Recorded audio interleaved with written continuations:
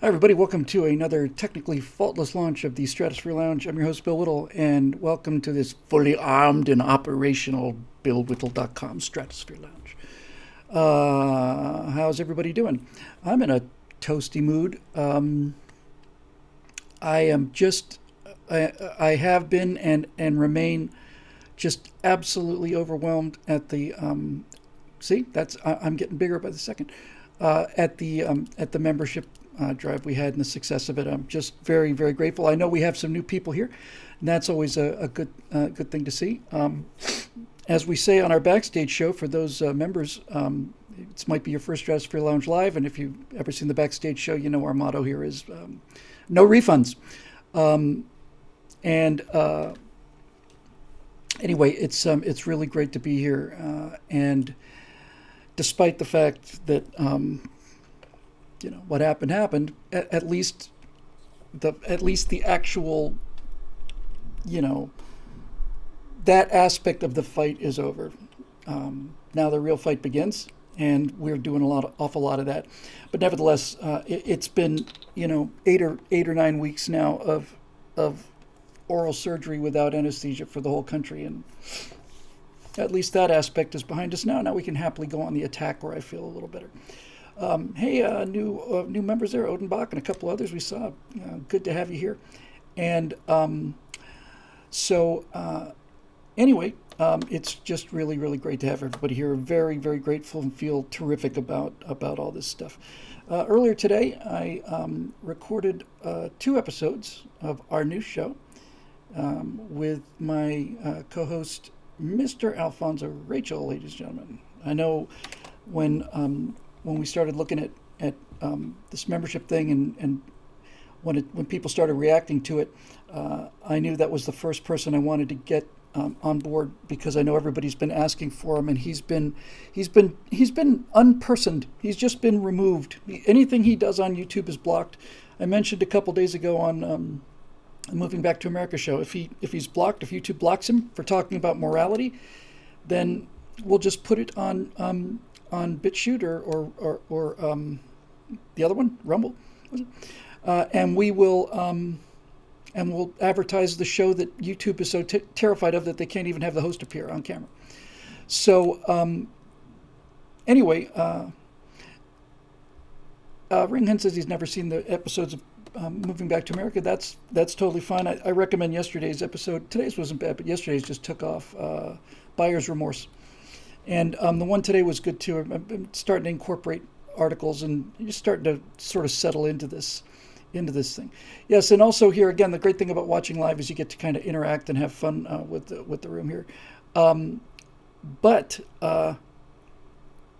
reference has been made to Count Floyd and Monster Chiller horror theater. So for those of you who may not have seen any SETV, you're missing out. And just off the bat, since we're dealing with live comments for a second here, Captain Kill Gosha says, how useful is it for Canadians? I've been pondering membership, but I don't feel like I qualify. But I feel like I don't qualify. Captain, you qualify. We have members from all over the world. And I have to tell you, it was Joe Flaherty. And I have to tell you, we are hearing from everywhere. Our operations manager, the lovely Shelley, is telling me we're just getting tons of emails from places all around the world, and this idea of a new kind of politics really is appealing to people, and that's great. And as I pointed out in my show today, which I also thought was rather good, this is not about Republicans versus Democrats. This is about the elite versus the people, and that's going on all around the planet, and that's why people are so switched on to this idea of basically taking politics away from the politicians. So anyway, we'll save most of that for the Moving Back to America shows. But if we have any questions about that today in the Facebook page, we'll definitely do that. So yeah, I'm just over the moon happy and proud and grateful and all of those things. Anyway, we shot 2 shows with Zoe today. And that show is going to be about morality and philosophy. And I knew I wanted to do that kind of show. And I was trying to think of a good name for it. And the great thing about watching the Stratosphere Lounge is I always cheat everything here. Everything I'm working on or everything that's about to come out, I always just kind of let it go here because I get a little live action reaction. So the name of the show is going to be called The Virtue Signal, which I think is kind of snappy.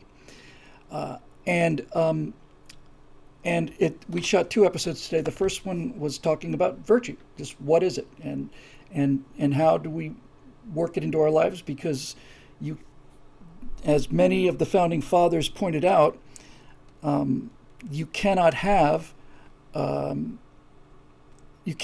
free country without good people. The only way you can leave people alone is if they're good people.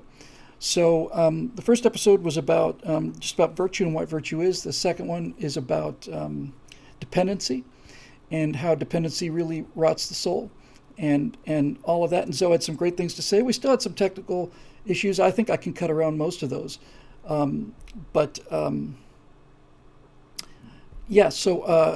I've got 8 gigabytes of Zoe's files to download after the show tonight, and I'll start editing that tomorrow. I've been a busy little bee. I really have. I've been in the chair every morning, 7:45, and I've been editing the Moving Back to America shows, which makes them much, much, much, much better. Much, much, much, much better. So I come in, I shoot the show, I edit it, and today just as I finished editing Moving Back to America, I shot 2 shows with Zoe, Stratosphere Lounge and all those other things. By the way, the Stratosphere Lounge, Right Angles that I edited today too. We have a great editor who works on those, but this one I had to do because I did this week's Right Angle on the Wellerman sea shanty that's taken the world by storm, and cut a bunch of those things together, and just one of my favorite Right Angles ever. So that'll be there. So that's going to be fun too. Anyway, I think we might do something with the Virtue Signal show where we might look for questions from the membership. I'm not 100% sure about that yet, or right now, to be perfectly honest with you, we're a little bit overwhelmed. We're going to have to expand a little bit to handle the new members, but as we like to say in show business, that is a high-class problem. So I think the thing to do is just to dive into the questions, because I feel like I haven't really done much of, I've done questions, but I haven't really knocked them down, and I think it's probably time to do that. So I'm doing real well. And as I mentioned at the end of the show a week ago, or 2 days, if not a week ago, 2 days ago, I have never felt this good about utter catastrophe in my entire life. They wanted their socialism, and they wanted their octogenarian 50 years in the Senate guy, and you can stay in your basement for COVID during a campaign, but you don't get to have a pre-written script when you're president. And people are going to find out very quickly just how sharp Joe Biden is, and when all of this stuff comes out, they're going to be a little upset. Excuse me. Almost sneezed. So anyway, it's really good to be here. 117 comments. My God, no stopping you people. Let's see. Oh my God. Well, 117 comments, and just glancing at it, 104 of them are from Eric Blake, which is great. So trying to find the one that I think I would really appreciate to everybody. Eric Blake is announcing he's got an indie comic called Luminar. Looking forward to that. I'll be happy to show that to people when you get a chance to look at it. And as far as joining the team, Eric, let me have a thought about that. Just contact me at info@billwhittle.com. We'll take care of that. Let's see.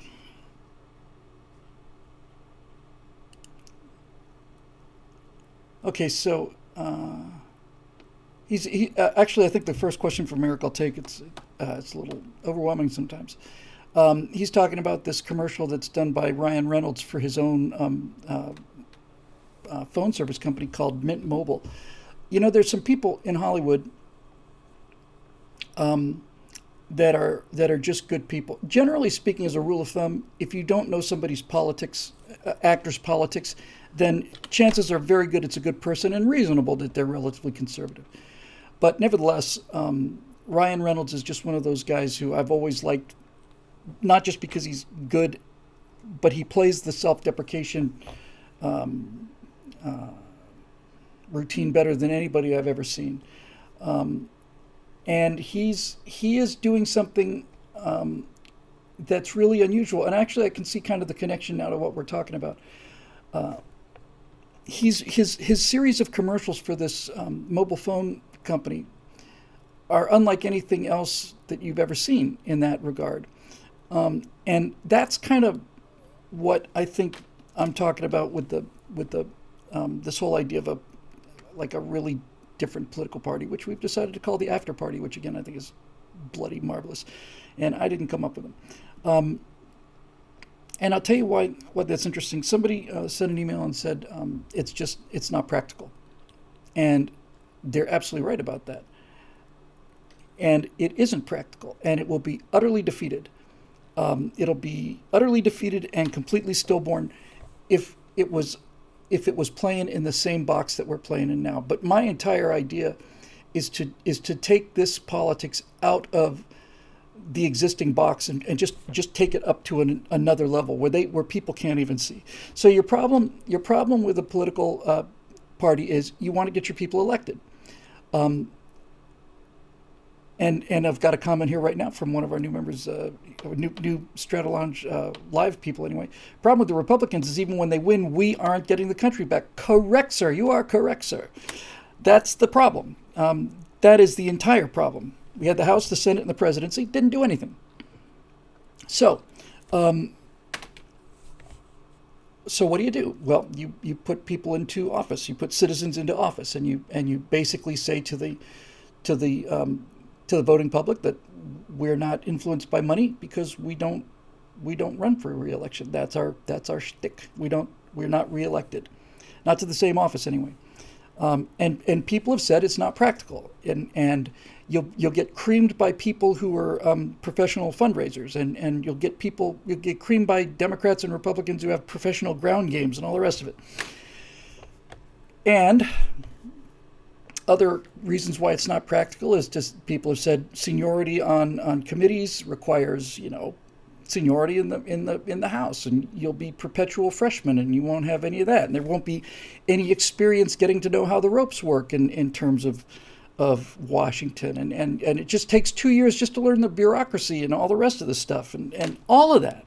And that's all 100% true, absolutely 100% true.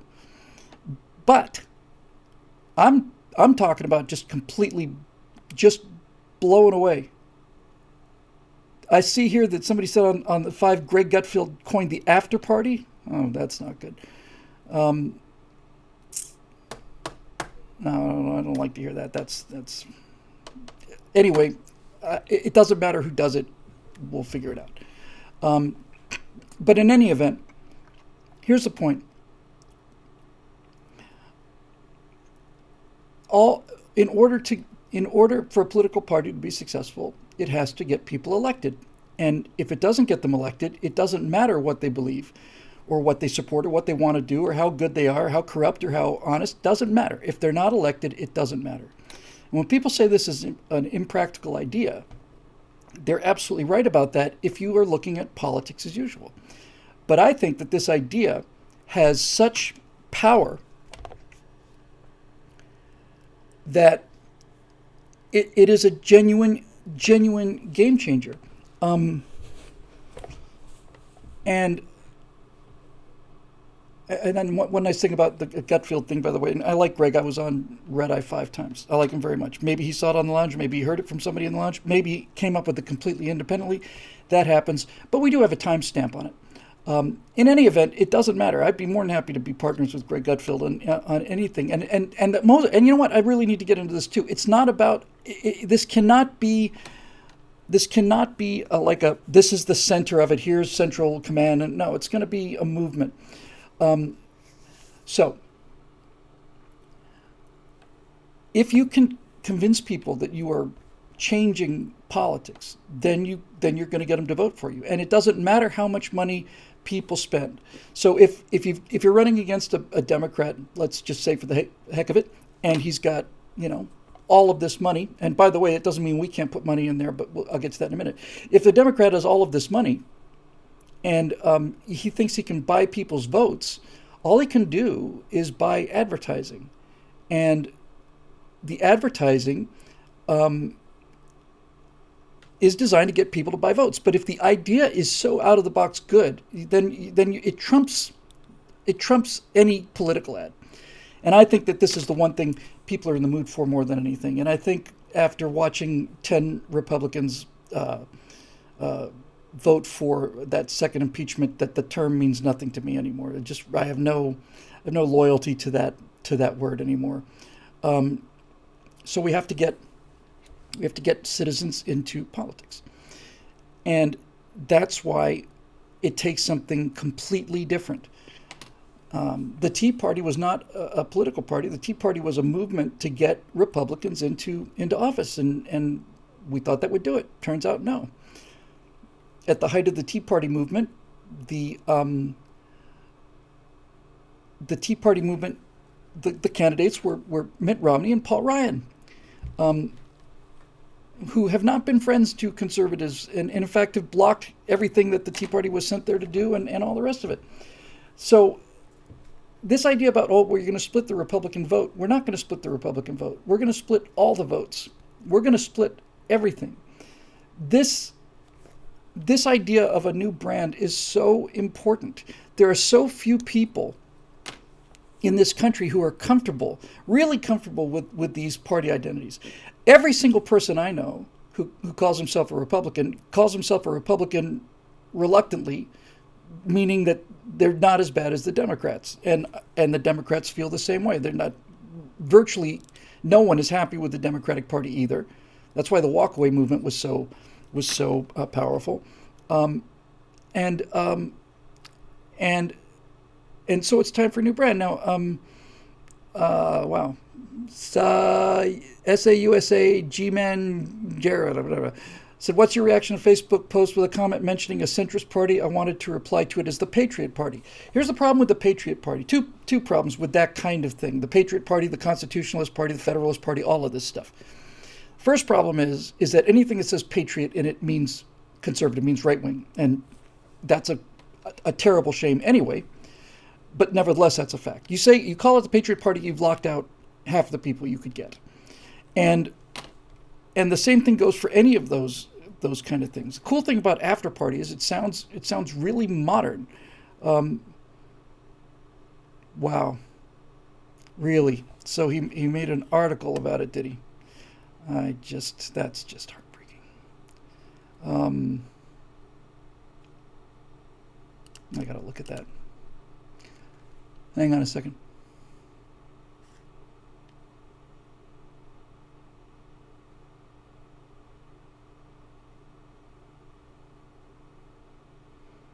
I'm just looking. Hang on a second.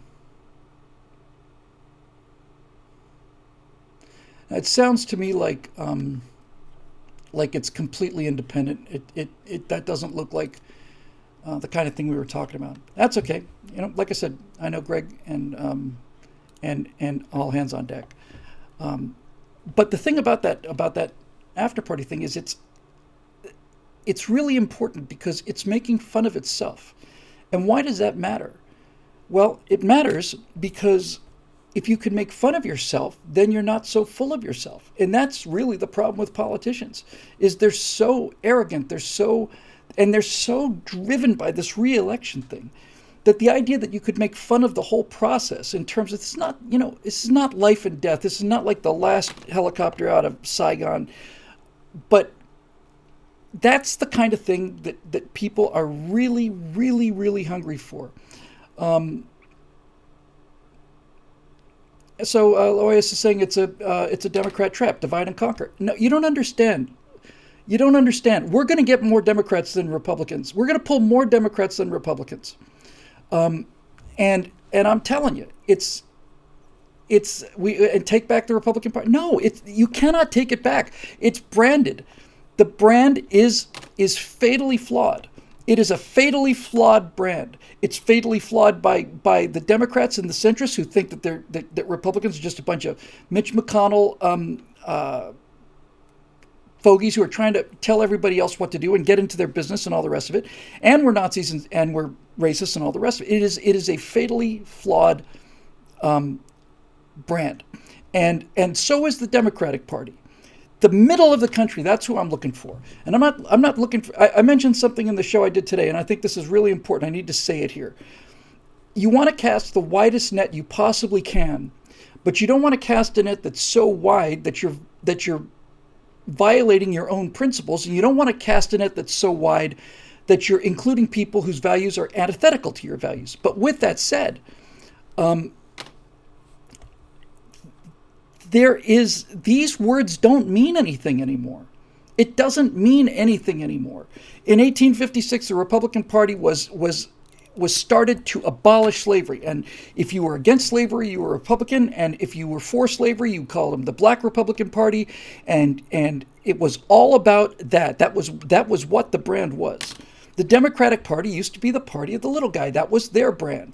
The Democratic Party brand was we stand up for the little guy. Well, now the Democratic Party brand is no, we are the brand of tech billionaires and limousine liberals and Hollywood celebrities and people who fly down to islands for underage sex with Ukrainian girls and all the rest of it. That's what they are. That's what they are.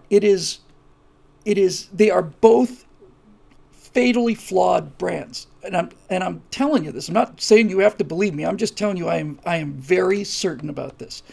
The only way this is going to work, the only way it's going to work is if you come at something from a completely, utterly different angle and you basically iPhone the whole world, or you Apple to the whole world. You come up with something that was never there before, ever. And so the question is, go for the middle. And then the question after that is, well, what is it about the middle? How wide could you throw the net to get people to want to be a part of this without excluding your own values? I think that just the fact that you're not professional politicians covers just about 80% of it. I personally think that politics has no place in morality. And I think that doesn't mean you don't fight for morality. I just don't think that politics is the place to fight it. And I think that if you had a party that was basically about, look, we just want honesty, we want competence, we want some compassion, but we also want some hard-headedness. We want a cold-eyed view of reality, we want fiscal responsibility, and we want policies that actually improve people's lives rather than policies that feel good and make things worse. I really am convinced you could just really completely upset the apple cart and take this onto a plane where they couldn't follow you. That's the main point. I think you could take politics onto a level where they couldn't follow you. And there's an excellent point right there from Karsten in the comment section live. I think that's why Trump got elected in the first place, because he was not a career politician. Exactly. That's exactly right. Exactly right. And that's it. Now, there's something here I want to address because I think this is really important. And again, I'm having a little problem without my glasses. I can't get it. Anyway, somebody wrote, Bill, I keep seeing talking heads talk about 2022 and 2024. Respectfully, it's obvious the Democratic machine will never make the mistake of letting American citizens have control of the government ever again. I disagree. First of all, if you're right, you might as well just go and move out of the country or head for the mountains. But I completely disagree. The government belongs to the people that show up.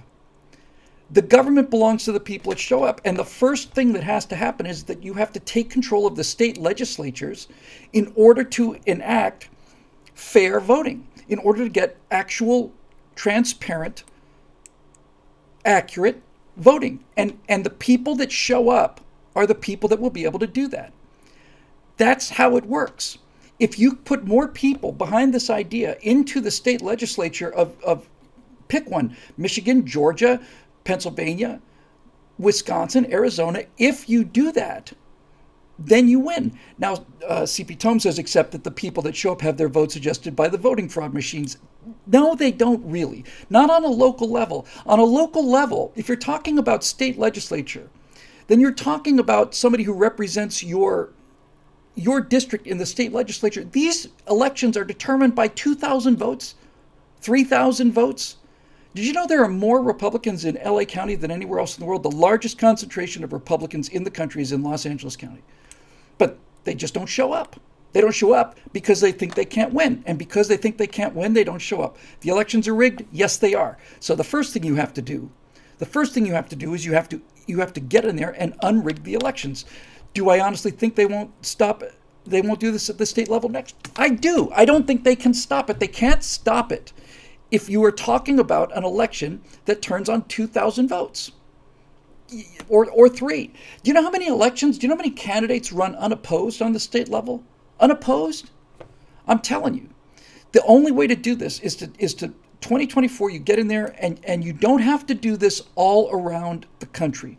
You don't have to make an effort in Texas or Florida. They got it down. They're holding the line at the very least. So you got to go and take the national resources of 100 million people, and those people get it, and you put them in the states that need the work. And we know what states they are because they're the 5 states that stopped counting. If you get the state legislature in there, get control of the state legislature, then you will be able to change the voting laws and say, well, we're decertifying the Dominion machines. We're decertifying all of it. This is the thing that has struck me about this, and just continues to strike me since the election. This idea that the government is owned by the Democrats only happens because the Democrats do nothing but worry about getting elected. And when you're dealing with these levels of votes, with the numbers that we're talking about, you can't make 10,000 votes appear out of nowhere. I'm telling you, I know it. And furthermore, it's another reason to change the brand. There is no question in my mind it can be done. None. If it's a movement, if it's a gimmick, then you're probably done. It's a movement. And there are people in the comment section talking about Trump and all the rest of this stuff and so on. I spent 4 years defending the guy, and I fought very hard, and I was as angry as anybody about what happened. But the fact of the matter is that for a year prior to the election, Donald Trump was saying there's an awful lot of fraud out there, and if I don't win, it's because of fraud. Well, that would be the time to do something about it before the election while you're president. But no, nobody does. Nobody does anything, and it just keeps going on and on and on and on and on and on and on. So you can either give up and walk away, or you can get in there and fight to get it back. But I really got it down. I got it down to one sentence, and I really, really believe this. The government belongs to the people that show up. That's it.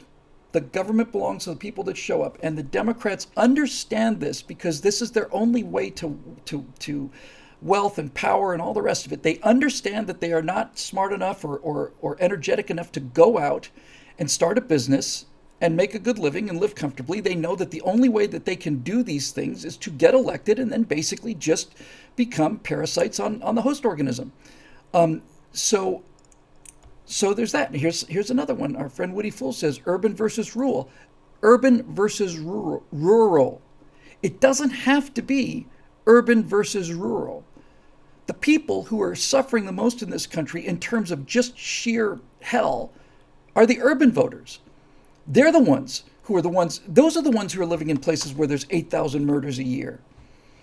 So, look, there's a lot of people saying, hey, we showed up, it's corrupt or perfect. You know what? That's fine. You can believe that if you want to, and if that's your attitude, that it's over, then it's over, and nothing I can say is going to change your mind, and that's fine. Glad to have you here, but I'm not gonna just do it. I'm not gonna no, it's over. Might as well just give up. No, not me. I don't buy it, and I don't think it's accurate. If I thought that was the real case, that's what I believe, but I don't. So, there we go.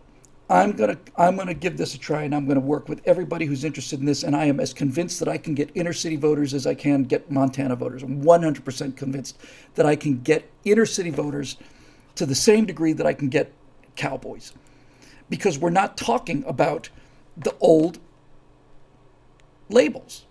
We're talking about people's lives. We're talking about improving people's lives, and nobody's lives need improving more than the people who've been voting Democrats so hard in these big cities. And look, no Republican has ever gone for them, ever. The show we shot earlier today with Zoe, I said, it was on the dependency one. I said, Zoe, I know a little bit about your background, but tell me, would you mind telling us again for the people at home? And Zoe was a welfare kid. His mother was on welfare. Was on welfare for pretty much for most of Zoe's life. He was a full-on teenager living in the projects on welfare, angry and bitter. And a guy parachuted into his life who was very taken with his mother, and he was a wrestler. And he was the first Republican that Alfonso Rachel had ever spoken to in his entire life, and he was practically an adult at this time. It's the first Republican he'd ever spoken to. Completely blew his mind about Republicans in general. But what Zoe said today was, it was the first person who bothered to come and talk to us. It was the first one he ever met. And I saw Donald Trump working the edges of this, and he doubled the black vote. But that's not the same thing. So, and by the way, I would just be curious to know, very curious to know, maybe somebody can do this. This is a great thing about having the hive mind. If you were to take all of the states that do not have electronic voting machines, count them up, would you get to 270 votes? In other words, if you're right and you can't change the electronic voting machines and that's just there forever and it's corrupt forever, what if you won all the rest of them? What if you won the states that had legitimate voting systems? You got Florida, you got Texas, you got 70 electoral votes there? Would you have enough to get to 270 even if you didn't do any of that? So, when you talk about losing 5 battleground states, that's true. But there were a lot of states that were legitimate that he lost, that he shouldn't have lost. And this is the kind of thing I'm talking about. Look, if you can go into inner cities and convince people that their lives are, just ask them, is this the life you want for yourself? Is this what you thought you'd be getting? Is this what you want for your kids? Is this it? Waiting for a welfare check, and living in these bombed out neighborhoods, this is the best you can imagine? It's not the best I can imagine. If somebody had the guts to go into those places, they would start a fire. They would start a movement. And I am 100% convinced of that. The states with Republican secretaries of state and Republican legislatures turned in an honest vote. So why don't you make Republican legislature, well, conservative or citizen legislators and governors and secretaries of state in the other ones? I have never ceased to be amazed at how few people vote in local elections for their state legislature, which is where the voting laws are determined for that state. And I continue to be astonished to hear that somebody won or lost by 700 votes in a district in Los Angeles with 70, 80,000 people in that district. That's the answer. That's the answer I'm telling you. But in any event, if it's going to work, it has to be something that is so radical and so different that people are not looking at it as a political party. They're looking at it as a way to change the entire country and really the entire world. All across the world, it's not just in America. We saw it with Brexit, and we see it in Germany and everywhere else. All around the world, there are these elitists who are gaining more and more power, concentrating more and more power, and they are determined to deprive the population of their will. And it is something that we have all around the world, and people are sick of it. And nobody is coming is coming after it. Nobody's making the case. And Kansas Land says, should the entertainment world be a better background to fight on? It's another background to fight on. You got to fight on all of them. All of them. Yes, of course. That's the entertainment background is where you show these ideas in action. The entertainment world is where you show what happens when you do these kind of things as a society. So yes, of course that's important. It's probably the single most important place, but right now the most important thing is to get people out on election day in 2022, not in large numbers, and not a get out the vote kind of thing. This has got to be like I don't even know what to call it. It's got to be as irresistible as the tide, you know? It's got to be like the tide. It's like trying to stop the tide from coming in. That's the kind of power it needs to have, and nothing can stop that. And the more cynical people are and the more they try to destroy you cynically, the more ammunition you get and the more powerful you become. And I think that this is the lesson. The one thing I'm convinced of is that we stopped being part of our government a long, long, long time ago. And we waited for people to come and save us from the top, and look what we got. I do believe that Donald Trump really did have that interest of the country in mind, and I do believe that he's the only politician I've ever seen who took a pay cut in order to get into politics and all the rest of it. But he also made it easy for his enemies to target him and swing people away from him. He made it very easy. And that's not going to cut it going forward. I believe he won that election, but he didn't win that election by an unbeatable margin in terms of the other states that he could have won and didn't win. So there it is. And I'm convinced that this is it. And the emails we're getting. Okay, so again, I'm not angry. I'm just dealing with this discussion in the live times. Here's Bobby says, the money, monopolies, and medias control everything. I hope we have the ability to fight all that. The courts are on their side.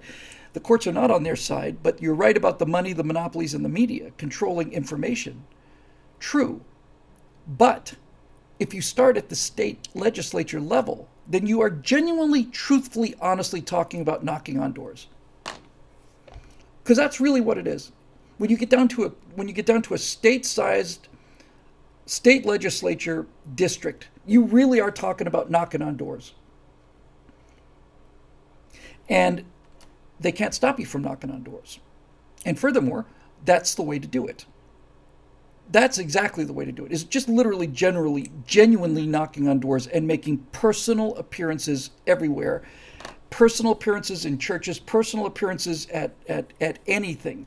Just be there. And have the advertising, to the degree that it exists, has got to be self-deprecating, and it's got to be hip, and it's got to be different, and it's got to look like something entirely new. And that's what I think the answer to this thing is. And I am convinced that it can be done, and I'm convinced we can figure out how to do it. So, well, there you go. Terry and Jane, another new name. I could not agree with this more. This is as perfectly put as I've ever heard it put. Terry and Jane says, if the same guy who recorded the farewell announcement last Tuesday night had been in the White House for the last 4 years, he would still be there tonight. Precisely correct. Absolutely 100% correct.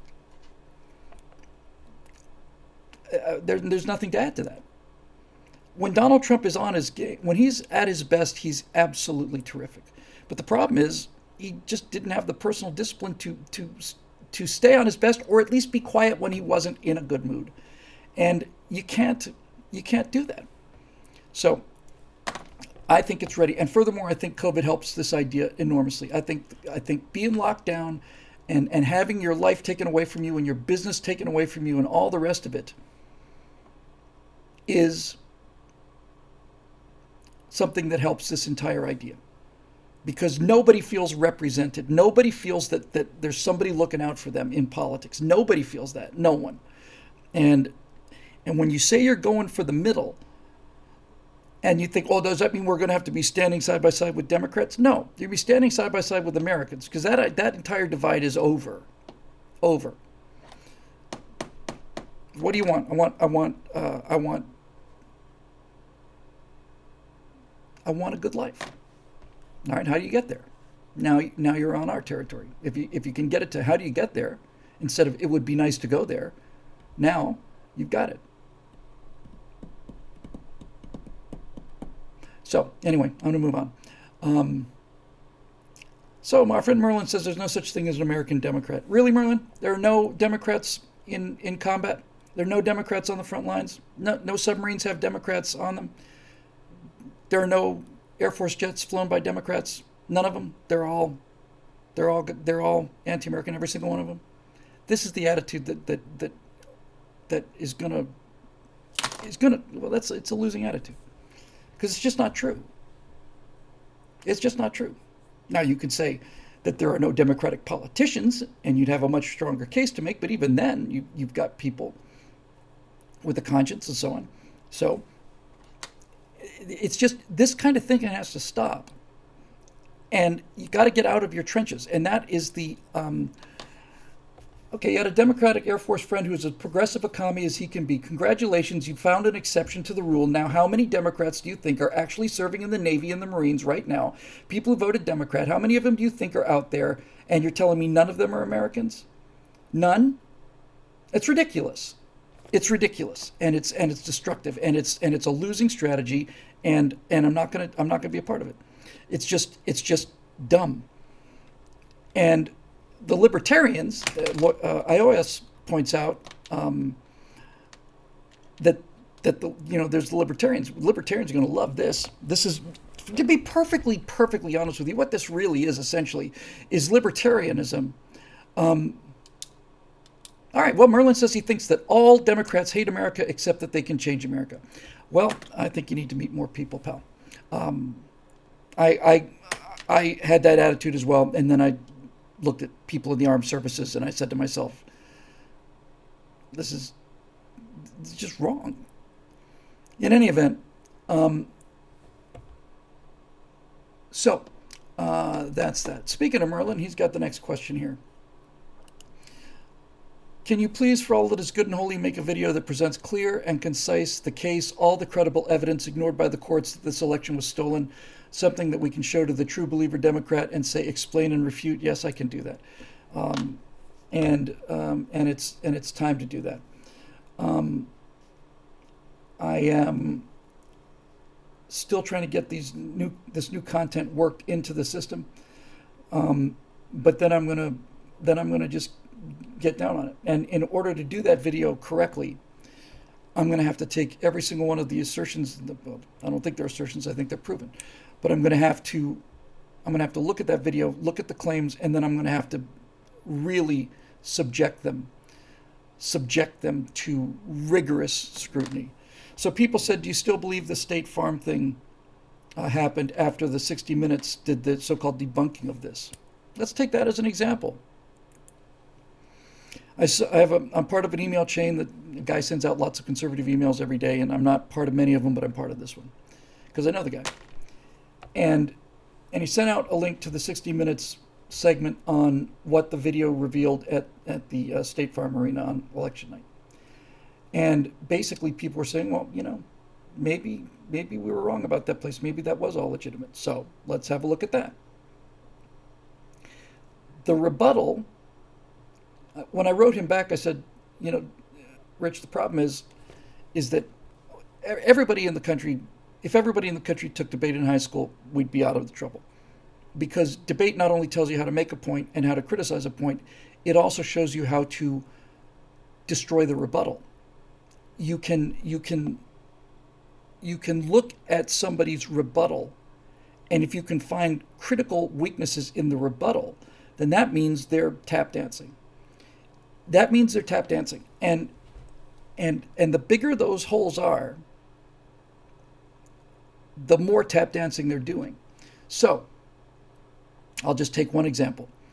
There you've got the guy from 60 Minutes. He's pretending to be the adversarial real journalist, like he's asking the tough questions. And then you've got the guy who represents the state of Georgia, and he's the guy saying, no, nothing unusual happened. So I'm not going to get into all the details. I'm just going to go to one of them. So the reporter from 60 Minutes says, well, these ballots and so on, and they were brought out from under the table and all the rest of it. He says, look, the guy defending the integrity of this said the counting center got a call to stop counting for the night. And so they sealed the votes. You can see them here sealing the ballot things. You can see them sealing the cases of the ballots, and they're being put underneath the table for tomorrow morning for counting the next day. And the guy's going, Oh, so they were sealed, were they? Yes. They were sealed while observers were watching? Absolutely. Yes, they were. And I can feel people going, it wasn't fraud. It didn't happen. And then he says, well, so when the counting continued, all of these ballots had been observed and sealed and so on. And nobody's asking the question. And the question is, who gave the order to close the center down? And when all of the press had been cleared out and all of the observers had been cleared out because they told the center was closed, now you've got that exact same question in reverse, but more powerfully. Not only do I want to know who told the center to close, I want to know who told the center to reopen and start counting once everybody had been cleared out of the building. And that's just one case of the kind of thing that somebody is tap dancing around. Because if I was running that center and I had the world's greatest goat rodeo of a catastrophe, and I said, we're going to close the center, and everybody leaves, and then I say, maybe we should open it again. If I'm a person of integrity and I'm making that decision, what I'm going to do is say, well, if we've sealed these containers and we've told the people to go home because we're going to start counting in the morning, then we're going to have to start counting in the morning. Well, we can start counting right now, but we've sent them home, so we can't. So this is evidence that there's something fishy going on. And the guy basically said, oh, okay, so it's all completely legitimate. And this is how the gaslighting works.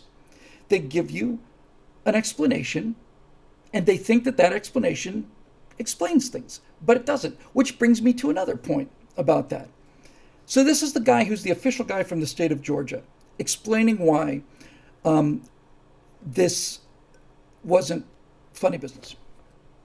He's the official. This is the official explanation on 60 Minutes.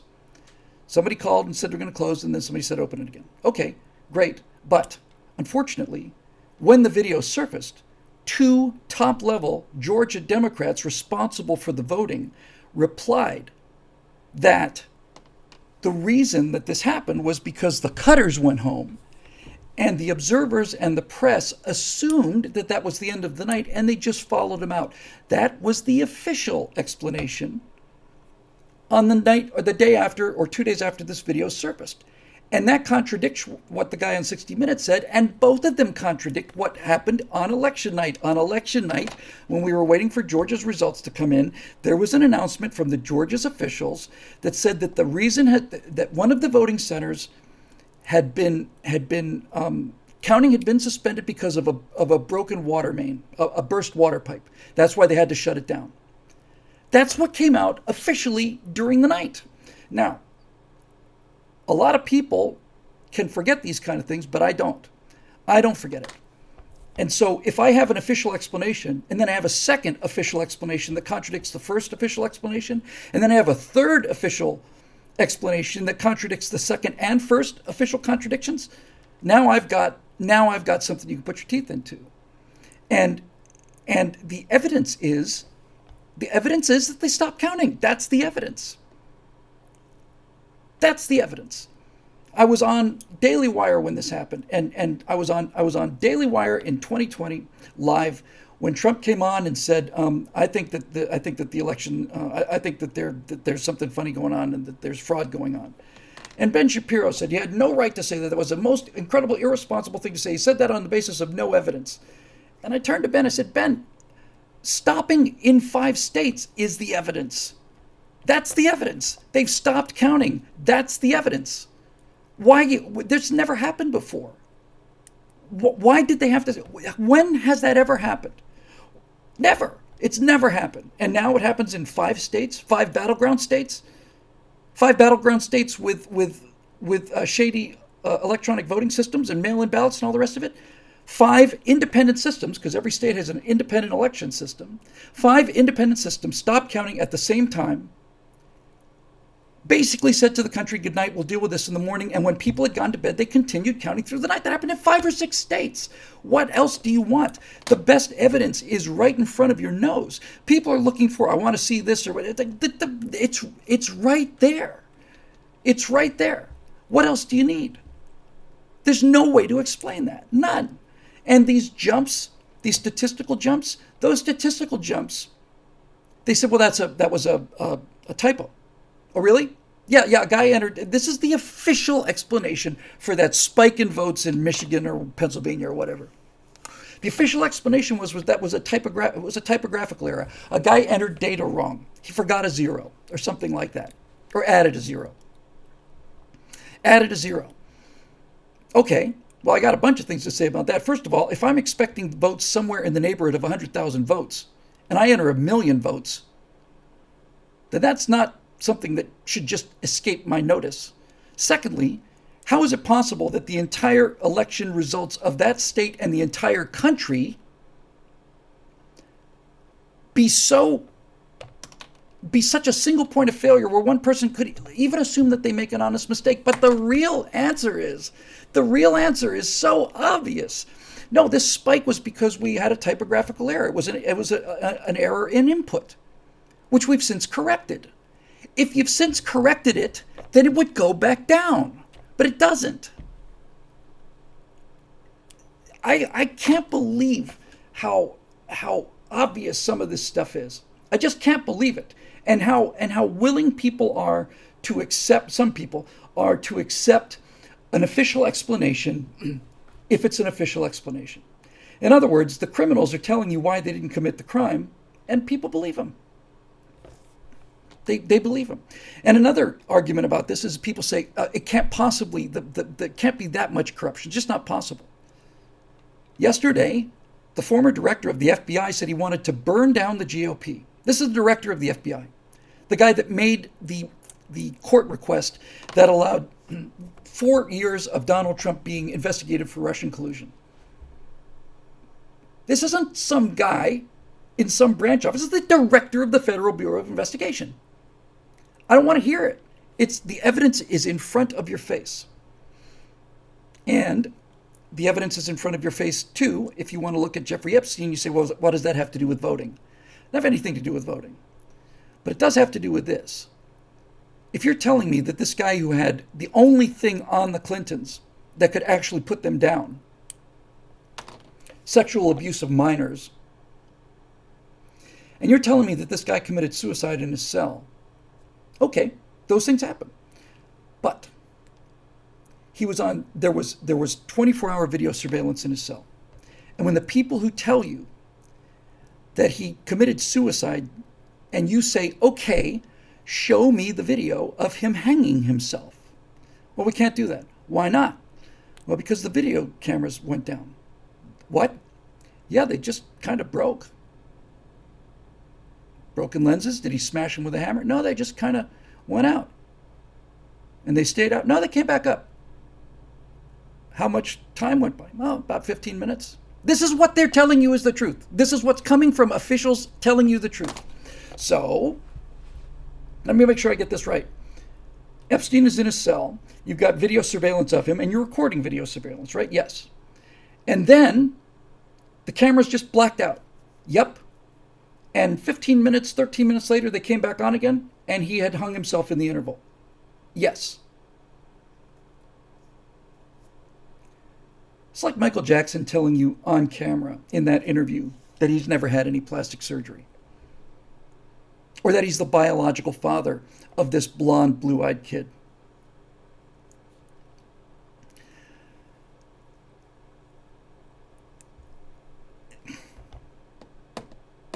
This is what gaslighting is. And this is why gaslighting works. Because things that seem incredible, you don't want to believe. And because you don't want to believe them, you will take any excuse to not believe them. Well, the cellmate's now dead? That's a heck of a coincidence. Yeah. So, all of this, all of this, the it's the weakness of the rebuttal that is the evidence of the crime. Another great example. Remember back in early Obama days when it was discovered that the Internal Revenue Service was denying conservative applications to 501c3s? And Lois Lerner, who was responsible for this, the IRS administrator who was responsible for the 501c3s, was called to testify, and they asked for the emails dealing with this, and she said, and this is a direct quote. She said the computer hard drive failed, so we don't have the emails. Okay, well, you're legally required to have a backup system. This is critical data, so get it off the backup. Well, the backup system failed too. That's what she said under oath. Did it? Yep. It is a network, right? These emails should be shared on all 1,500 computers of the Internal Revenue Service. Let's look there. She said, we already did that, and the hard drives failed on those too. Okay. Okay. This is what happens after you've got a frog in warm water for 30 years. Hillary Clinton can say, you wiped your drive. You like wiped it with a cloth? Haha. You know that picture of her? No, let me take that back. Let me take that back. When this first came out with Hillary, she said that she had two devices because she didn't know how to combine the emails into one device. That's what she said. That was her first pass explanation for all of this. Was that, yeah, I do you know that when they were subpoenaing some of this evidence from the Mueller probe, that they subpoenaed iPhones, and guys sent in iPhones that had been absolutely blanked and in some cases smashed with a hammer? What do you expect? What do you expect? If you're not gonna do something as a people when you see first degree murder committed in front of your eyes, then why would you think that they would stop you? Or why would you think that they would think that they couldn't get away with something like this? I don't know what to say about it. It's just absolutely unbelievable. It's unbelievable. And all of it. So, yeah, I'll definitely do that. I'm going to have to wait a week or so, but the inauguration's behind us is not going to undo anything. But yes, I will put together, if I can, kind of the true story of the atom bombs level about this. So, we'll see.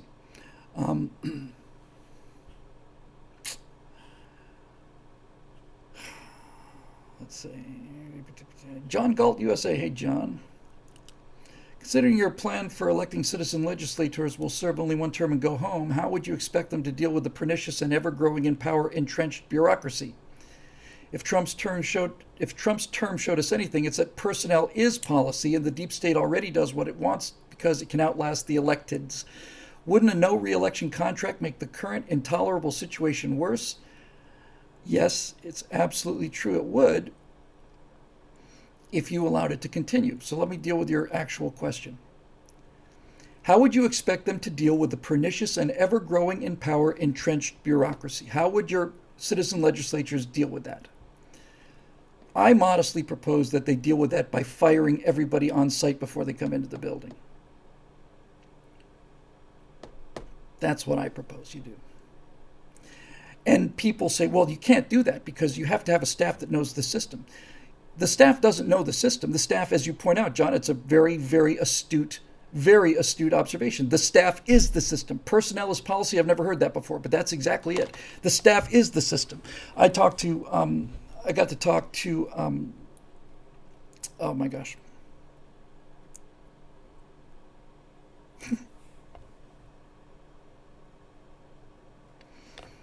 Colonel West. whose first name just flew right out of my head, about his orientation as a freshman representative, and he talked about how Alan West, thanks, and he talked about how he went to the freshman meeting, and the people, the Republicans, said, "Here's how things happen here. This is what you need to understand." And they would say, "Well, what if we want to do this?" That's a great idea, but we just can't do it. It just doesn't happen that way. And hearing this from him, I just blew up. I mean, I said to Alan West face to face, because he was working at PJTV for a while there, and I said, "Alan, they're not elected. If I had an aide or anybody who was working on the staff, and I came into office on my first day and I said, I want to do this, we're going to do this.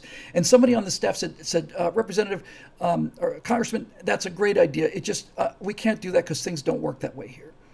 My response would be, well, I'm sent here by the people of my district. I'm sent here with a holy mission to represent them in government. And this is what I want to do, and this is what I'm going to do. You're not elected. Nobody elected you. You're fired. You're fired, and you're fired, and you're fired, and you're fired. You're all fired. And I'm not going to argue with you. I'm not going to discuss it. You're out of here. Goodbye." And this idea, and my wife talks about this, my beautiful wife, who's in the next room right now, talks about how you have to understand the system. On some level, you have to be a professional to understand the system. But I don't agree with that. Sorry, baby. I do agree with that, honey. 100% I agree with you. 100%. I don't agree with that. Because what does a legislator do? What does a legislator actually do most of the time? Yes, they sponsor some legislation sometimes, but what is it that they do on a daily basis? What's their job? Their job is to vote on things. Their job is to render a decision on something. And when you say that, well, a representative has to have a certain amount of background on something in order to be able to do the job, no. They have to be able to say yes, no, or I abstain. That's basically what they have to be able to do. And everything else comes down to their character. It comes down to their personal character and their morality. If they are loyal to the people that sent them there, they'll try to enforce the will of the people back home. And if that involves horse trading, you can't violate your principles, but you can say, I will help you on this if you'll help me on this. But you can't say, I'll cheat on this if you cheat on that, or it's just a vote. It's somebody's opinion. Somebody's opinion. Local officials are beholden to local bureaucrats who write the code. Well, that's another thing that we can fix. The code should not be written by bureaucrats. The code should be written by the legislator. I did the virtual presidency series, and I'm going to bring that back. I'm going to let a little time simmer, and then I'm going to bring that back. It was, strangely enough, the best thing I ever did, I think, and the least watched thing I ever did. I don't know why, it just was. I'm going to bring it back. But my very first segment of the 12 or 13 segments on that DVD, those 12 segments, was legislation. That was the first topic. And I dealt with legislation very simply. I said basically this. First of all, the law must be about one thing. A bill must be about one thing. You cannot have riders to it. It has to be a bill about one thing. And if you've got a couple things you want to do, then those are separate bills. It has to be about one thing. The name of the bill has to represent what that thing is about. You don't get to call it the You Are Awesome bill, and it's a tax hike. No, it's got to have a name on it. Third condition is it's got to be something that can be understood by the public. It's got to be something that can be read by the people. This is what they went to so much trouble with on the Constitutional Convention and the Committee of Style headed by Gouverneur Morris. They had to take these complex, they're actually relatively simple, these rules for the government, and they had to put it in language that a farmer could read and understand. Because if you're going to give government to the people, they have to understand how it works, or else the whole idea is no good. So my rules would be a law. If you're going to have a bill, then the bill has to be about one thing. The name of the thing has to be on the bill. The bill has to be readable. It has to be something that can be understood by an average person. Could just read it and understand it. And then I said to myself, what is the maximum length of a bill? Because Obamacare, I did this when Obamacare was coming in. Obamacare is a stack of papers to the ceiling. And nobody's read the bill because it's impossible to read the bill. And one person, one representative, Democratic representative, said, well, I've read the bill and I think it's a good bill. Somebody in commentary just said, you're lying. How dare you accuse me of lying? It would take 4 months of reading 8 hours a day to read this bill. No one's read the bill. No one's read the bill. No one knows what's in it. All they know is what one little segment, one little sequence in the DNA was put in by this aide for this guy and put in by this other person. Nobody knows what it is. It's impenetrable, and it's designed to be that way, because if you cannot understand the law, then you can break the law. If the law is so complex that it's unintelligible, you cannot ascertain what it's saying, then you can do whatever you want to. You have to pass the bill in order to find out what's in it. Direct quote from that great American patriot, Nancy Pelosi.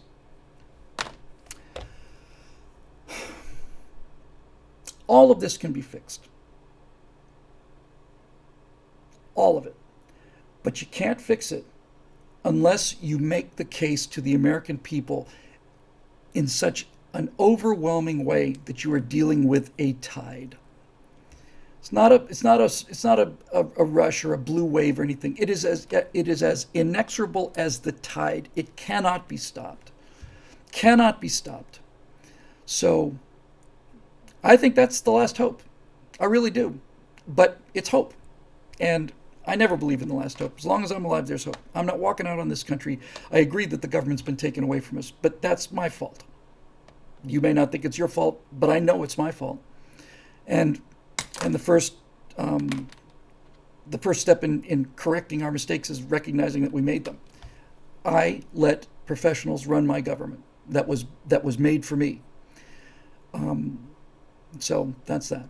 Just real quick, because it's come up a couple times. How's the science fiction show going? It has been going extremely well, but I have to tell you, I haven't put a second of work into it in the last 3 or 4 weeks.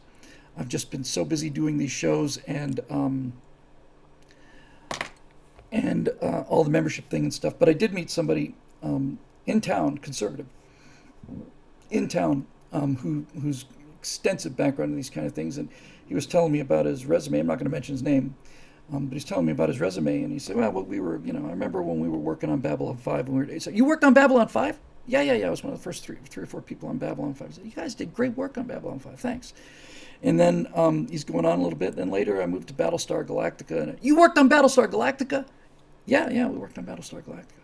The genius of Battlestar Galactica's graphics was the focus pull, was the zoom, the rack zoom and the focus pull. The space battles looked like they were with a handheld camera. He said, yeah, we had to get a real cameraman to come in and give us just like he'd shoot some live footage, and we could analyze that to find out how many frames it took for him to pull the focus and all the rest of it. Anyway, so we did that, and then when I got to Firefly, you worked on Firefly? Yes, he did. So anyway, he thinks the idea is just grand. And we're working together on this. And next thing I have to do is some actual writing. But yes, it's proceeding apace. I just haven't had much time for it lately, and I expect I will now that things are starting to settle down a little bit. I feel my voice starting to go a little bit, so I will do a couple here, and I think we'll call it a night.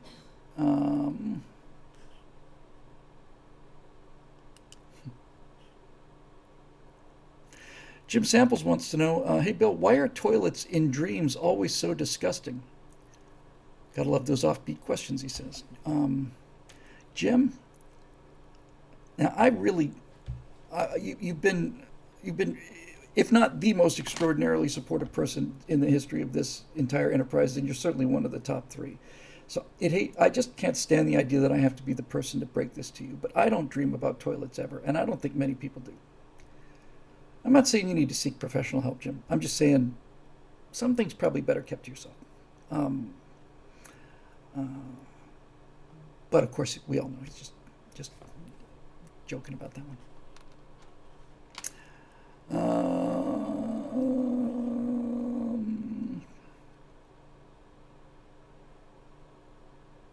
I'll take this one, and I think I'm going to call it a night. I was going to go a little longer, but I can feel that voice starting to go. By the way,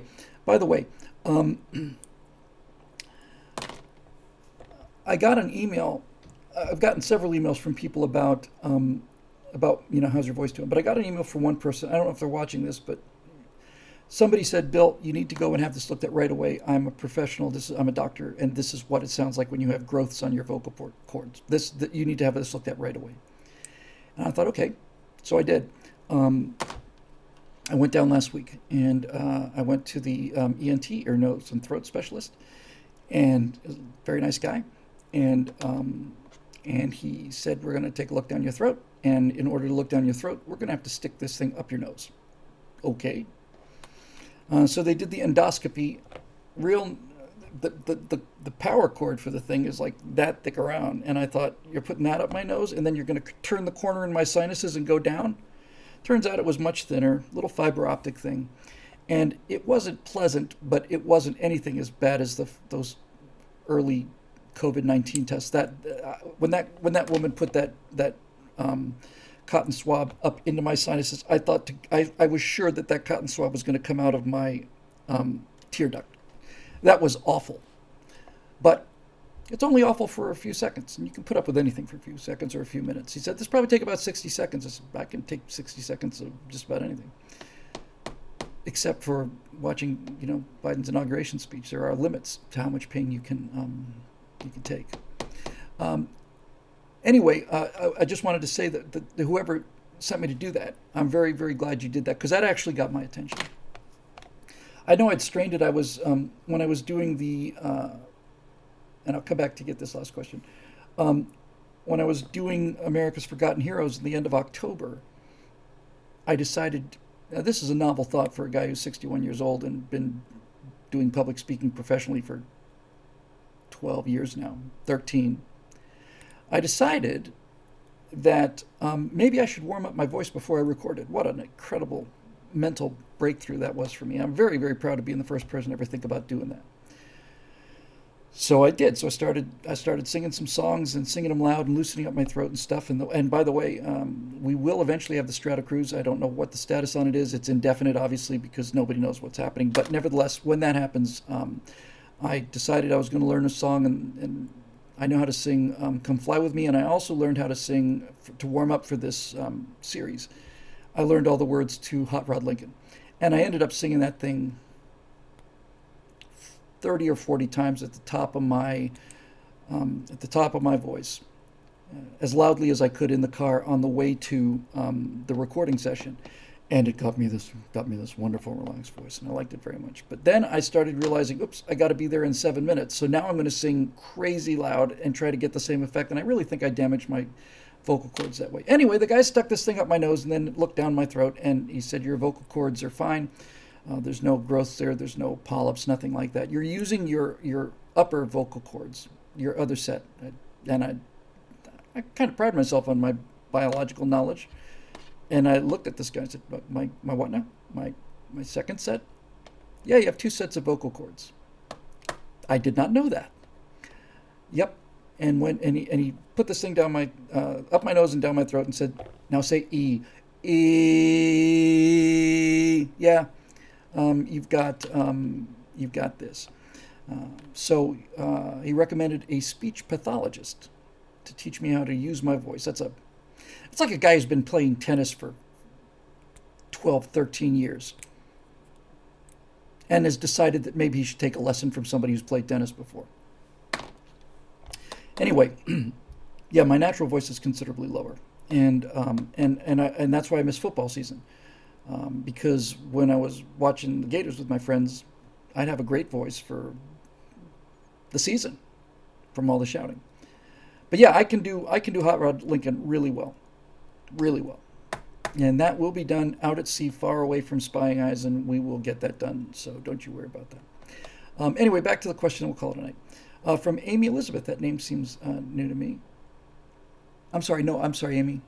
It was the question from Ian Little. And I feel like I have to take Amy's questions too, so I will. So the question from Ian is, with the rampant censorship across the internet, is it time for us to consider in real life networking more seriously, or would that make us targets as domestic terrorist organizations? Well, you're kind of joking and you're not joking, and so there's that. And the answer to that question is yes. And not just in-person networks. Things like emails and other things. When I did... I honest to God do not remember which show it was. It was 2 or 3 days ago. And I said that I don't remember whether it was yesterday's show or today's. I really don't. But anyway, very recently on that Moving Back to America show, I said that yes, big tech got Joe Biden into the White House, but they mortally wounded themselves doing it. Mortally wounded themselves doing it. And the reason I did that was because, oh, it was buyer's remorse. That was the episode. The reason I know that is because MeWe picked up 2.5 million signups in a week. So the network effect is that a network is useless until there are enough people on the network. And what they have done is they have made what Google and Twitter and Facebook and YouTube did was they've made their bias so clear. They had to go so far in order to do this. They had to go so far and go so far out into the light and show everybody just how manipulative they can be, and then because they were, that not only conservatives are moving, people don't want their data broadcast or sold or mined or any of it. So yeah, people say you can take down MeWe. There comes a point when you can't. I know what they did to Parler, and they could not have done Parler a bigger favor than what they did. What they did to Parler by basically trying to just take them out. Can't buy the app on the store or anything. And the CEO said, okay, well, it's going to take us a week or two to figure out how to get this done.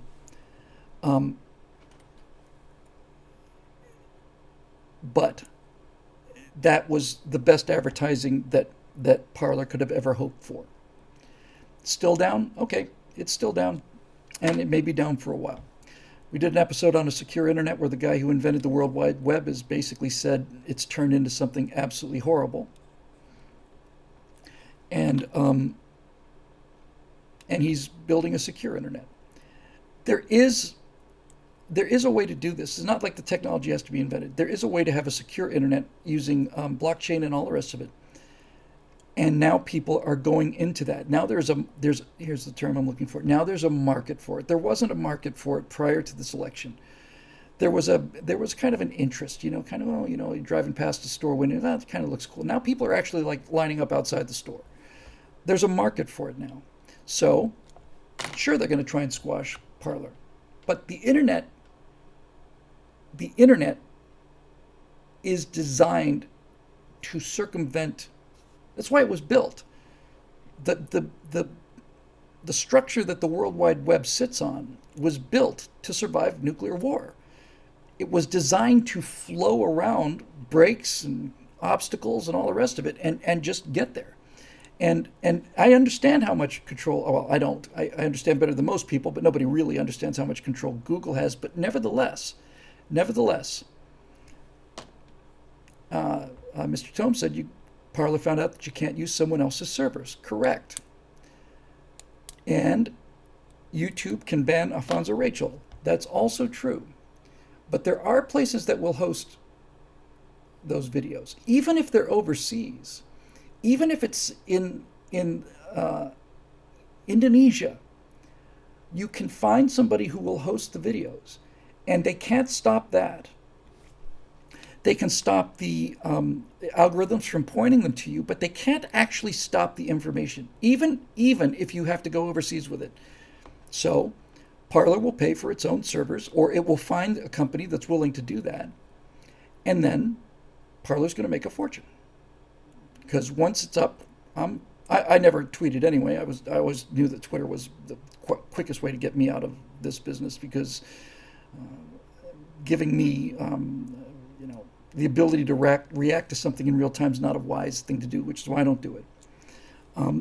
But anyway,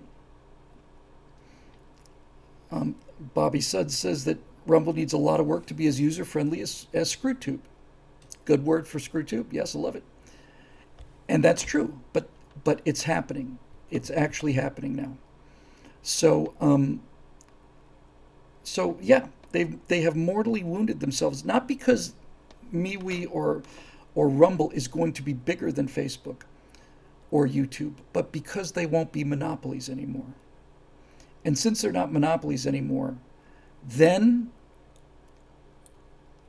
they will continue to grow. And by the way, back to my original point, this is a sales tool for this whole idea of a new politics.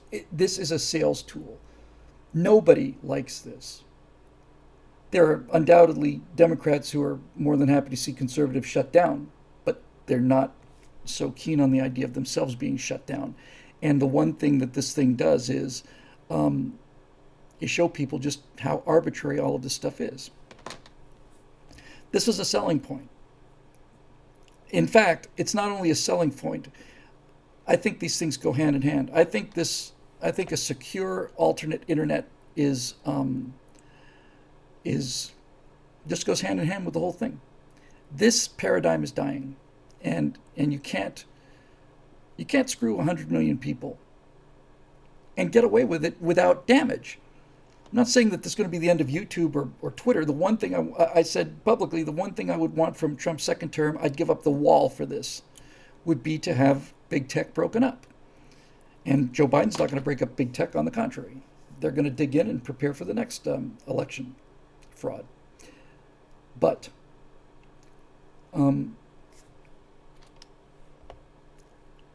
you cannot stop this, and this is the kind of thing that people want. If you tell them that part of your political platform is internet privacy, you've just taken, I'm not saying that's the only issue, but you certainly have the attention of 95% of the people that voted for Joe Biden. If you just said that. So this is what I'm talking about. You have to stop thinking along these lines. You know what the way to do this is to think of it as a Rubik's Cube. That's really the way to go, is to think of it as a Rubik's Cube. For example, if you are you're a Republican and you're convinced Democrats have utterly ruined the country, and that's a fair description of me. And these people, I just want to kill them. I'm filled with such rage and anger that I can't even imagine living in the same country with them anymore. And we can all connect to this. We all know what that feels like. But when I say it's a Rubik's Cube, what I mean is the way I feel about those people, those individual people that voted for Joe Biden, or from their perspective, the people that voted for Donald Trump. To hell with them. We want a divorce. Got it. You can twist that Rubik's Cube, and then you can have a Florida state game. And you can have everybody on the Florida side absolutely hating everybody on the Florida state side. And no longer are you sitting there, Republicans and Democrats. Now you're Gators versus Seminoles. And as long as politics doesn't come up, you absolutely identify with that exact same individual who voted differently than you. And as long as it doesn't come up, it's like, go Gators. And this is what I mean about rotating this thing around so that entirely different faces are showing. You're not dealing with red and blue anymore. You're dealing with orange and gray, or whatever you want to say. But think about it. You know, people are ready to kill each other over politics. And when we go back to having sporting events, the people that we wanted to kill will be sitting next to us wearing the same team colors and cheering as loud as we are and patting ourselves on the back when we score a touchdown. That's the reality of it. That's just true. So you have to get out of the box that you're thinking in, and get out of the trenches and put away the old labels and make something that appeals to just about everybody without violating the principles that you're fighting for in the first place. If you're gonna have a tent that's so open that you appeal to everybody, including anti-Americans who just want the country destroyed, then you're not doing any good for anybody. I'm not talking about getting everybody. I am talking about getting 80% of the people. I really think you could do that. Really do. Anyway, I'm going to do Amy Elizabeth's question because it's a name I haven't seen too much of, and because I said I would, and then I'm going home before I croak away. So Amy says, with the way the election was stolen and how easily it was done, no courts willing to hear it, witnesses ignored, and how quickly Trump's people abandoned him like rats fleeing the Titanic, can we realistically expect any subsequent elections to be fair? Looking for a ray of hope, my household is feeling pretty disheartened. We lost faith in the judicial system long ago, but we always felt like our votes mattered even in our blue state. I'm just going to come back to it, Amy. I'm, the intellectual honesty consists of starting of intellectual honesty consists of starting by saying I might be wrong about this. I might be completely wrong about this. It's entirely possible that the people who say that it's irredeemably broken and it can't be fixed, those people may be right. They may be right, but I don't think they are. I think that the government belongs to the people that show up. Period. And the big difference between the collectivists and the individualists is, which are much better labels than Republicans and Democrats or conservatives and progressives. The difference between the individualists and the collectivists are the individualists want to be left alone. They want to be left alone. They don't feel any need to get into politics. They don't feel any need to tell other people what to do. But the collectivists are determined to tell people what to do. Determined. And so they show up and we don't. And we've allowed this to happen to the degree that the entire system now is utterly corroded. And I'll leave you with this because this is what gets me through the nights sometimes. I mentioned this on another one of the Moving Back to America shows. I'm just going to say it again. This is for you specifically, Amy, and the people in your house, and the rest of you may have heard it before, but it doesn't matter. I'm going to say it again. Everybody's attitude towards the system, politicians, let's just take the voting system as an example, just that specifically. It's absolutely broken. It's not only broken, it's corroded, it's corrupt, it's junk. That's the word for it. It's junk. And so imagine the country's voting system like a 1938 Ford sedan, and it's sitting out back of a guy's barn among other equipment that's rusting into the ground. There's a tractor there from 1948 and a Airstream camper from 1953, and they're all corroding into the ground. The tires are gone. The rubber is almost completely gone. It's nothing but rust. The corrosion is everywhere. The windows are smashed. The headlights are smashed. The wires have been eaten out by mice. All the insulation's gone. There's nothing left except for the shape of the car.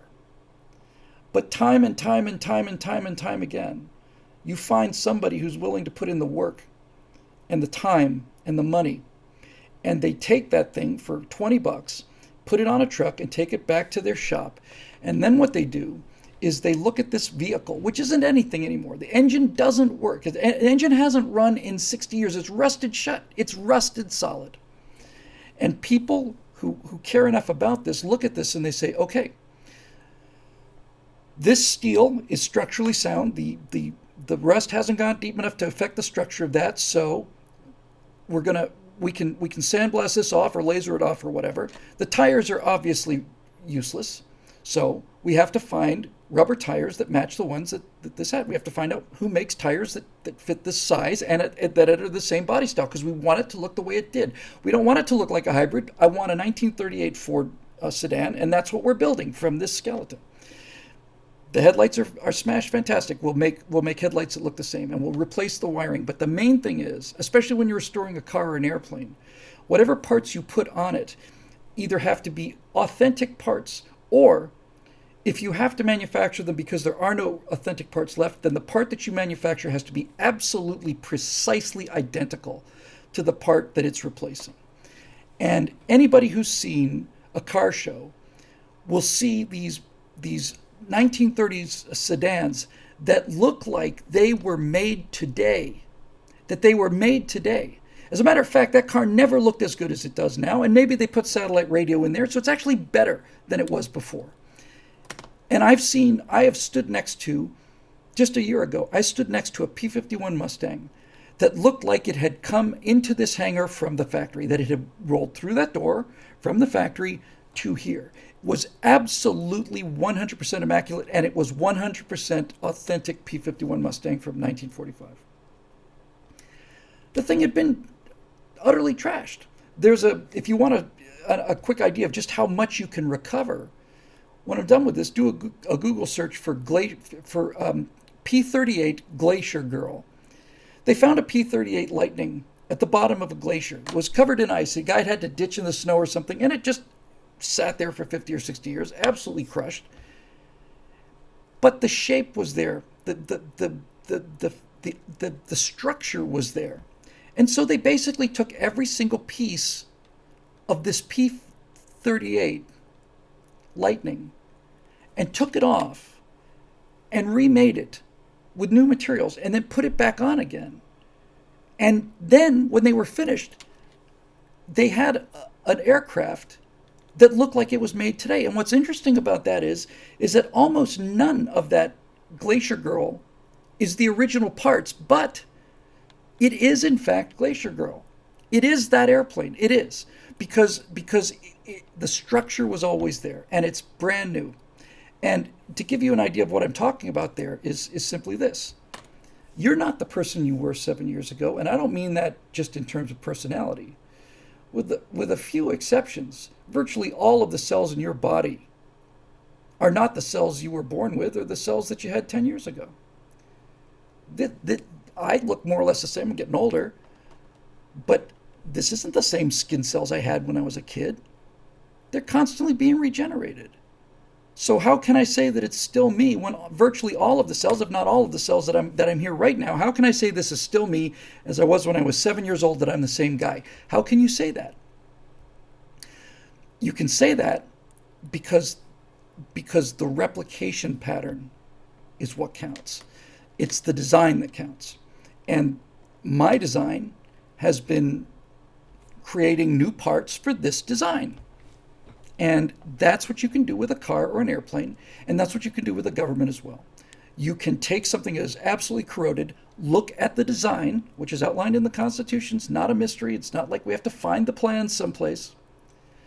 You can take that design, you can clean and restore the parts that are restorable. You can look for parts that were identically match what was there. In other words, spare parts that may be lying around someplace. And then for what you can't do either of those with, then you have to go out and manufacture something new, but it's got to be something that fits that place exactly. So that's what I believe. I believe that you can restore this government not only to the condition it once was in, but into better condition than it has ever been before. And I believe it. And I'm going to continue to believe it, because if I give up hope on that, then I just don't want to live that way. And that's what we're going to be doing here. And that's what, and this is an interesting point here, quick little point, because now we're dealing with like airplane nerds. But we're talking about a type certificate, which is a kind of a license to fly a particular kind of airplanes. And CP Tome said, or you could just make an experimental. You can build an airplane any way you want to. The great thing about the experimental category is I could design my own airplane. I flew an experimental plane for years. I didn't design it. I decided maybe Burt Rutan was a better designer than me. And so I flew one of his designs and loved it. But you could build an experimental, meaning you could build an entirely new system. But the problem with an experimental airplane is you don't know where the bugs are. You don't know where the demons are. You have to go up and kill some people to find out what is wrong with that design, because there's something wrong with every design. That's why I don't think we should build an experimental system, and why I don't think we should build it from the ground up and from scratch. I think we should build it according to the plans that worked so well before. I think we should take those plans and reconstruct it, because I have confidence in those plans. I personally believe they were divinely inspired, but even if they weren't, it was certainly inspired by the brightest group of people and the most deep group of philosophers ever in history to get together in one place. It's as good as it gets for humans. So, Bobby says, how much can the new administration destroy or amend the Constitution in the next 2 years before it's unrecognizable? They can destroy all of it, Bobby. I'm not kidding. It's not a joke. I'm not Pollyanna about this. They can destroy all of it. They can destroy all of it because they were elected to office and they have the legal authority to destroy it. And the only way to stop it and to put it back is to get elected so that you have the legal authority to restore it.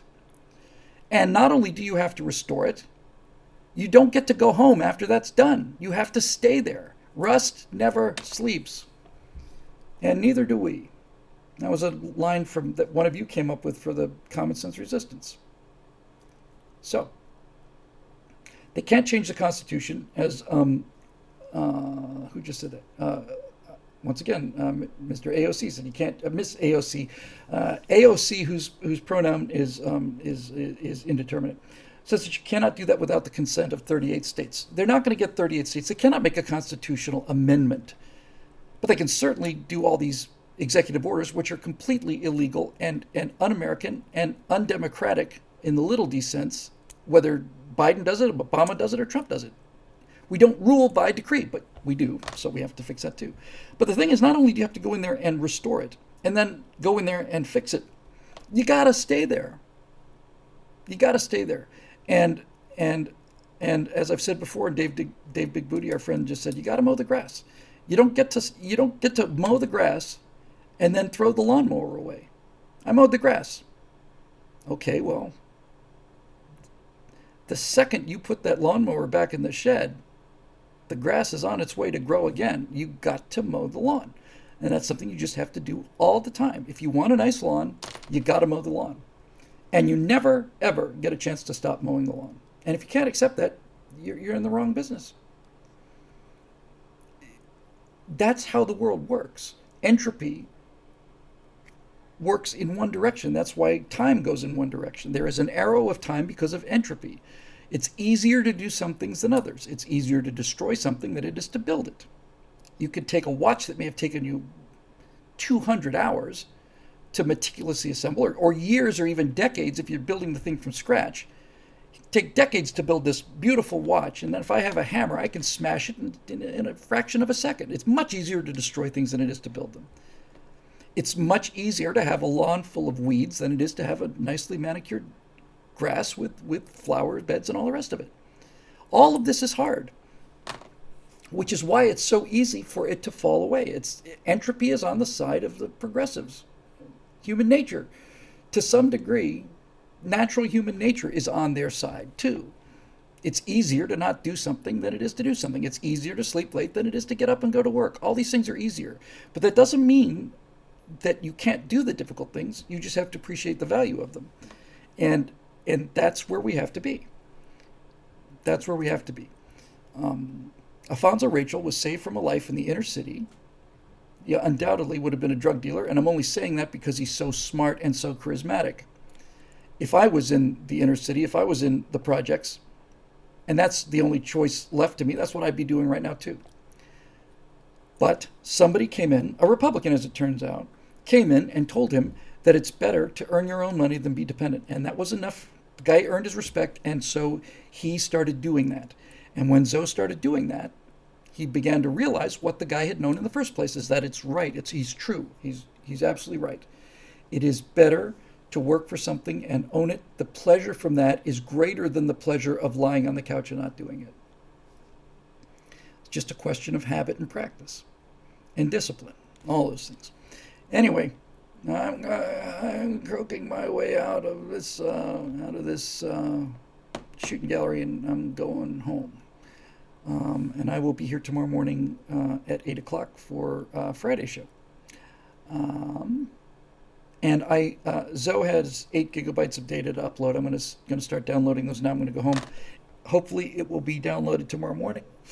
And I'll start editing the first one tomorrow. And I'm going to try and get that edited before I edit tomorrow's Moving Back to America. Whatever that is. I have no idea what I'm going to talk about tomorrow. I never know. I usually find out on the drive-in. Yeah. Mobile Moto's mentioning Candace Owens and people like that. All of these people would get on board with this kind of thing if you sat down and spoke to them a little bit. You could get all of these people on board with this. All right. That'll do it. Thank you guys very much. And again, for all of you new members that are here, or new members that were here live or happen to be watching for the first time, thank you. We do have to, I'm still spinning a lot of plates because now we have high-class problems of having to expand to deal with just the mechanics of the membership. But that is going to be taken care of very quickly, and when it is taken care of, then I'll be spending more time in the forums because I just have been looking at them, and they're just getting to be absolutely amazing. It's just astonishing what's going on in there. So anyway, that'll do it. Thanks again, as always, for watching. Thanks again for the support. And while I'm so grateful and so gratified by the new members, I sometimes just feel like I have to say, for those of you who've been here from the beginning, for those of you who've been here for 4, 5, 6, 7 years and just kept the lights on, that's those are the people that just, you know, really really deserve the credit all the time. So now we've got some resources. Let's see what we can do with them. We're doing a new show, and we're going to do some more new shows. So we'll see. All right, thanks for everything, guys, and you've made my day, week, month, year, and decade with this membership thing. So thank you for that, and we'll see you next week right here on the Stratosphere Lounge.